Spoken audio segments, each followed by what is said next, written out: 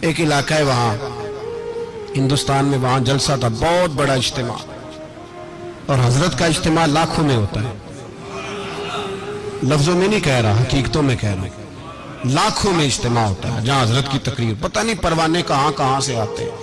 اور یہ وہ دور ہے جب اللہ اپنے بندوں کو وہ والی فضیلت دیتا ہے، اذا جاء نصر اللہ والفتح ورأیت الناس یدخلون فی دین اللہ افواجا، اللہ پورے مرتبے دیتا ہے۔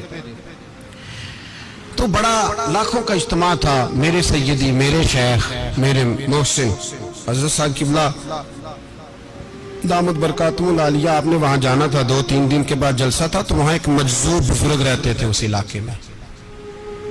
حضرت کا جس دن پروگرام تھا اس سے 2 دن پہلے بابا جی کا انتقال ہو گیا، حضرت کے جانے سے پہلے انتقال کر گئے، اور جب انتقال کر گئے تو ان کا سارا جسم اکڑ گیا اور کٹھا ہو گیا، جس طرح گٹھڑی کٹھی ہو جاتی ہے، پاؤں اوپر کو اٹھ گئے، ہاتھ نیچے آ گئے، گردن آگے ہو گئی، سارا جسم، علماء پریشان، عوام علاقے کی پریشان کہ بابے کو غسل کیسے دیں، اکڑ گیا سارا جسم، کٹھا ہو گیا، اور کل پروگرام بھی ہے، اور ان بزرگوں کو لوگ جانتے تھے کہ یہ مجذوب ہے، حقا سچا مجذوب ہے، لوگ عقیدت مند بھی تھے، راش ہے، عجیب سی آزمائش۔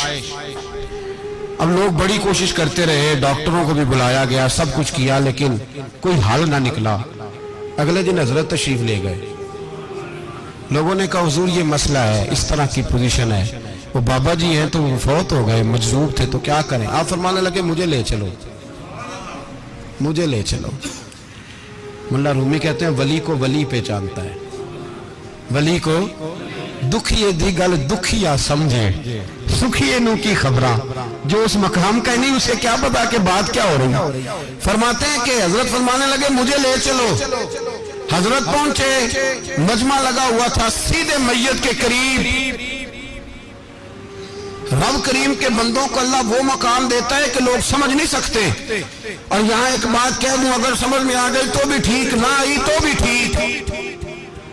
اللہ کے ولیوں کے تعلقات آپس میں مرنے سے ٹوٹتے نہیں، یہ مرنے کے بعد بھی قائم رہتے ہیں۔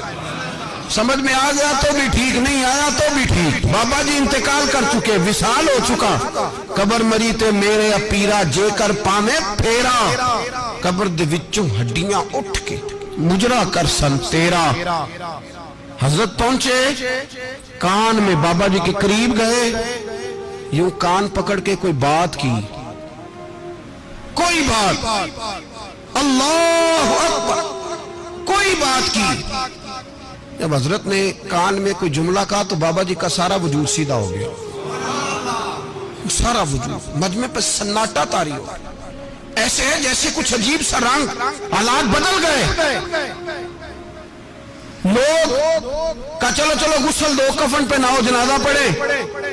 لوگ جمع ہو گئے حضرت کے پاس، علماء اور مشائخ کا، حضور بتائیے تو صحیح آپ نے کیا کہا، ایسا کیا جملہ کہا کہ کل سے لگے ہوئے تھے سیدھا نہیں ہو رہا تھا۔ فرمایا چلو ٹھیک ہو گیا نا، جنازہ پڑھاؤ۔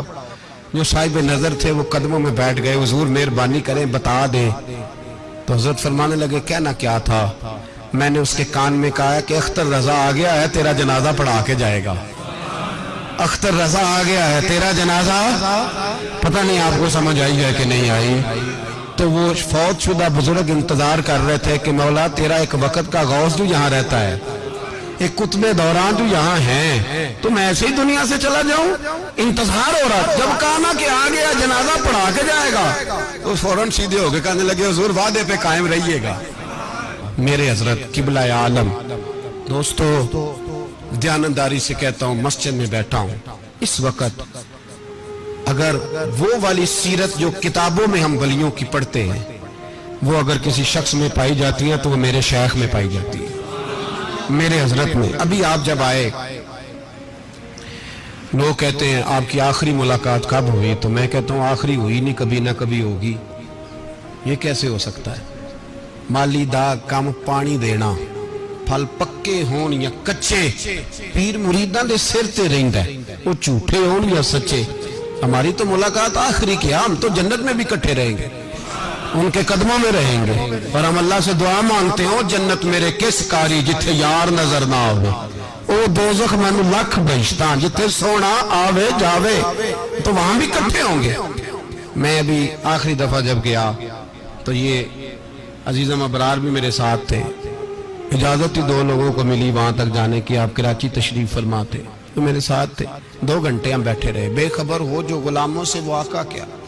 6, 7, 8 घंटे इंतज़ार करना पड़ा, शिकन भी नहीं आया। निकाह जी कहते हैं उसे बिठाओ बिठाओ। तो बंदा किसी जगह का अपने आप को कुत्ता भी कहे, तो कुत्ते तो बेचारे सारी दिहाड़ी बाहर भी नौकरी कर जाते हैं, ये भी नहीं कहते मैंने अंदर आना है, वो तो कभी कहते ही नहीं। उन्होंने कभी कहा है बंदा सग भी कहलाए और फिर वो ड्यूटी भी और तरह की करे, नवाबों जैसी ड्यूटी करना और बात दरवेशी और गुलामी की करना, ये कैसे? 2 बातें तो नहीं होती, बात तो एक होती है।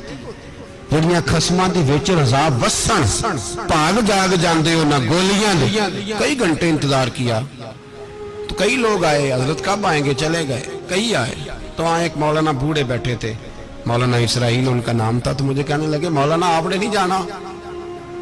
मैंने कहा जी हमने कहाँ जाना है, हम तो यहाँ रहने के लिए आए हैं। जब उनकी 1-2 शख्स ने थोड़ी सी मेरे ऊपर तनकीद की नजर भी डाली कि ये कब से आया है, तो कुछ होता तो मुलाकात ना होती, और हम हैं भी नहीं, हम कुछ भी नहीं। हमारा तो 4थे दर्जे के नौकरों में नाम आ जाए तो बड़ी बात है। 4थे दर्जे के नौकर, नौकरों को भी किस में होती है ना, एक सेक्रेटरी होता है, एक चौकीदार होता है, उनके पास भी चाबियां वाबियां होती हैं, एक बार वाला होता है, एक 4थे 5वें दर्जे का नौकर होता है जिसको कभी कभी बताया जाता है चल गाड़ी धो दे, चल तू आ जा। हम तो 4थे दर्जे के नौकर बनने को भी भाई बड़े तैयार है और ईमानदारी से तैयार है, वो रख ले बस मेहरबानी।